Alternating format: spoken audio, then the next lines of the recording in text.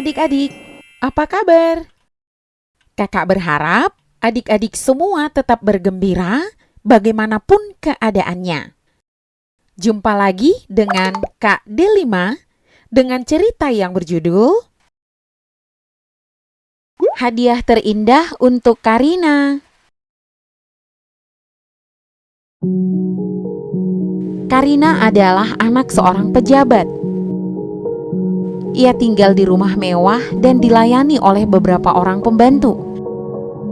Karena hidupnya yang serba ada, Karina pun tumbuh menjadi anak yang manja dan egois. Di sekolah, Karina hanya berteman dengan sesama anak orang kaya. Karina dan teman-temannya itu suka mengelompok sendiri dan menjauhi teman-teman lain yang mereka anggap miskin. Saat di kantin, mereka sibuk membahas barang-barang mahal yang dibelikan untuk mereka. Ternyata 1 minggu lagi adalah hari ulang tahun Karina. Karina meminta supaya ibunya mengadakan pesta untuknya. Saat di sekolah, Karina mengumumkan hal itu kepada teman-temannya. Seminggu sebelum hari ulang tahunnya, Karina membagikan kartu undangan kepada teman-teman satu gengnya. Karina senang karena dia membayangkan bahwa ia akan menerima hadiah yang bagus dan mahal dari teman-temannya. Tetapi 1 hari sebelum perayaan ulang tahun Karina, tiba-tiba teman-teman gengnya mengatakan bahwa mereka tidak bisa hadir.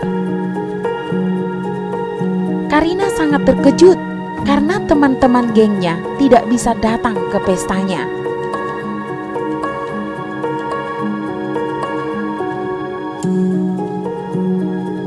Sepulang sekolah, Karina ke toilet. Saat di depan toilet, ia melihat Nia dan Dewi sedang berkumpul membicarakan sesuatu sambil tertawa. Karina bersembunyi di balik tembok untuk mendengar pembicaraan mereka. Karina sangat kaget mendengar percakapan anggota gengnya, Nia dan Dewi. Ternyata mereka sudah sepakat untuk tidak hadir di perayaan ulang tahunnya dan membohonginya dengan bermacam-macam alasan. Perasaan kecewa, sedih dan marah karena telah dikhianati teman-temannya pun langsung berkecamuk dalam hatinya. Ia langsung berlari menuju gerbang keluar sekolah sambil terisak. Saat berlari, kakinya tersandung dan ia pun terjatuh. Karina semakin kesal dan ia menangis semakin keras. Karina mendengar suara seorang anak perempuan. Dia menengadah dan melihat Ita, salah satu dari anak miskin di kelasnya. Ita berdiri tepat di hadapannya. Tanpa ragu-ragu, Ita memegang tangan Karina dan membantunya berdiri. Mereka berjalan ke arah keran. Tanpa gengsi, Ita langsung berjongkok membersihkan lutut Karina yang lecet. Karina meringis karena sakit. Setelah itu, Ita membantu Karina berjalan menuju UKS dan mengobati lukanya di sana. Tiba-tiba ponsel Karina berbunyi. Ia cepat-cepat mengeluarkan ponselnya dari dalam tas, lalu melihat di layar bahwa ibu menelponnya. Ternyata ibu hendak memberitahukan kepada Karina kalau supirnya yang bernama Pak Yanto tidak bisa menjemputnya karena ada keperluan mendadak di rumah. Sebelum Karina sempat menjawab telepon ibunya, telepon pun ditutup. Karina menggerutu dengan pelan. Dia berkata, "Ya ampun, hari ini adalah hari yang paling buruk dalam hidupku." Ita mendengar Karina menggerutu, kemudian ia menawarkan bantuan. Ita mengajak Karina ke rumahnya yang kebetulan ada di dekat sekolah. Awalnya Karina menolak tetapi akhirnya ia menerima tawaran itu. Mereka berjalan kaki menuju rumah Ita. Rumah Ita sangat sederhana.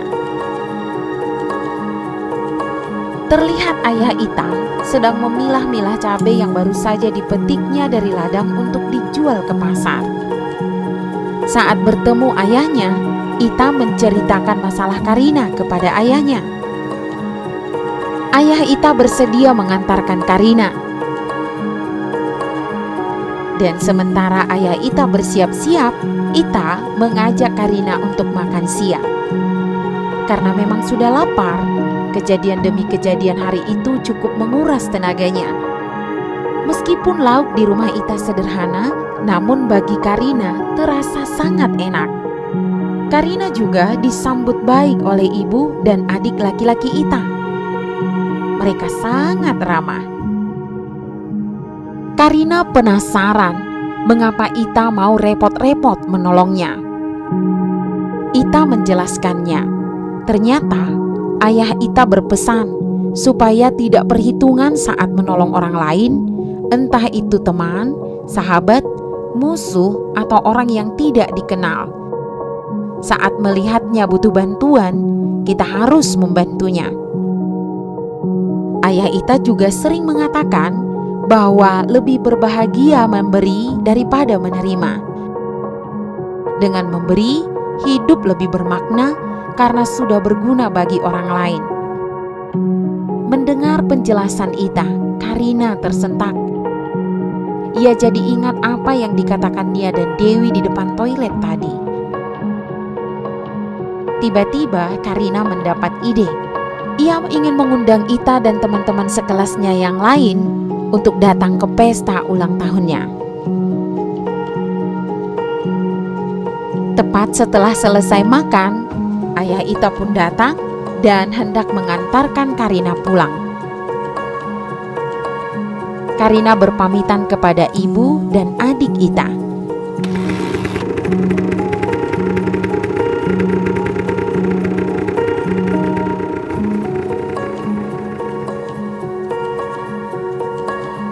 Keesokan harinya di kelas, Karina membagikan kartu undangan ulang tahunnya kepada teman-teman sekelas.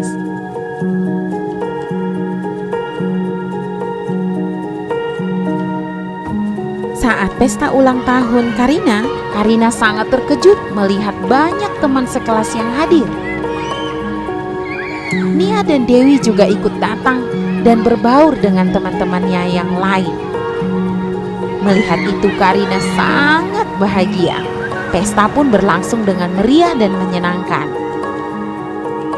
Walaupun Karina hanya mendapat hadiah yang sederhana dari temannya, tapi ada hadiah lain yang lebih indah baginya, yaitu dapat berbagi kebahagiaan dengan teman-temannya di hari ulang tahunnya.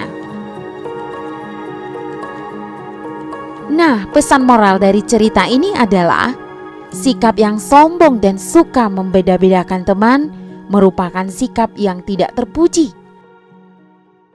Sebaliknya, sikap yang rendah hati dan murah hati adalah sikap yang mulia.